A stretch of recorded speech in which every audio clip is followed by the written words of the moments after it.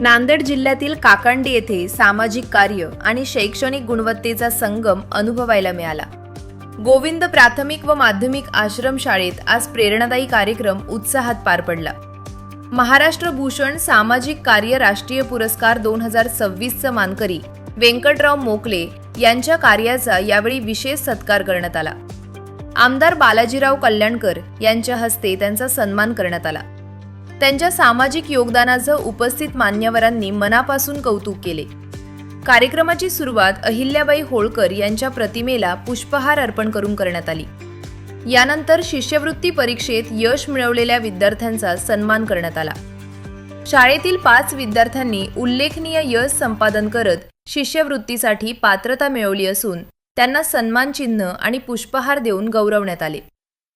या कार्यक्रमाला शिक्षक, पालक, विद्यार्थी आणि ग्रामस्थांची मोठ्या संख्येने उपस्थिती होती। या उपक्रमामुळे विद्यार्थ्यांना प्रेरणा मिळत असून शिक्षणासोबतच सामाजिक जाणीव अधिक बळकट होत असल्याची भावना उपस्थितांनी व्यक्त केली। काय बोलणार सर याच्याबद्दल बोलायचं झालं तर हा पुरस्कार म्हणजे कसं आहे की बेरोजगारांना रोजगार उपलब्ध करून देणे, त्यानंतर ह्या संस्थेच्या माध्यमातून आमचे जे गुणवंत विद्यार्थी पात्र होतात आणि आपल्या पायावर उभा राहण्याची क्षमता, या देशाची रक्षा करण्याची जी क्षमता आहे ती आमच्या शाळेतून खरोखरच इथं गुणवंत विद्यार्थी, आता परवाच आमच्या 2-3 मुली मंत्रालयात लागलेल्या आहेत, काही मुली आमच्या सेंट्रल गव्हर्नमेंटला लागले, काही मुलं लागलेले आहेत। ते अनाथ मुलं आहेत कारण ज्यांना आई वडील नाहीत। आणि मला खादीग्राम उद्योगचा मी अध्यक्ष असताना संबंध नांदेड जिल्ह्यामध्ये जवळ 300 ते 350 मी युनिट दिलेले आहेत।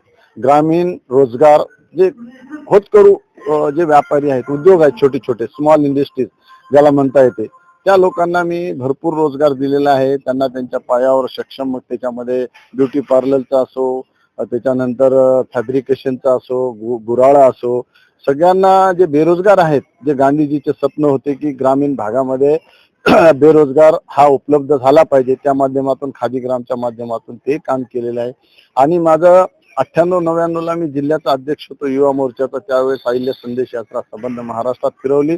चोंडी हे अहिल्यादेवी होळकरांचं जन्मस्थान, त्या ठिकाणी भारताचे राष्ट्रपती शंकरदयाल शर्मा आदरणीय अण्णासाहेब डांगे यांनी त्या ठिकाणी त्यांना बोलवलं होतं। लाखोच्या संख्येमध्ये त्यावेळेस माझं वय असेल 18 ते 22 वर्ष, 20 वर्षे, कदाचित त्यावेळेस माझा सत्कार झाला की चोंडी या गावाला राष्ट्रपती शंकरदयालच्या हस्ते माझा सत्कार, कारण मी गोरगरीबांसाठी नेहमीच सहकार्याची भूमिका असते।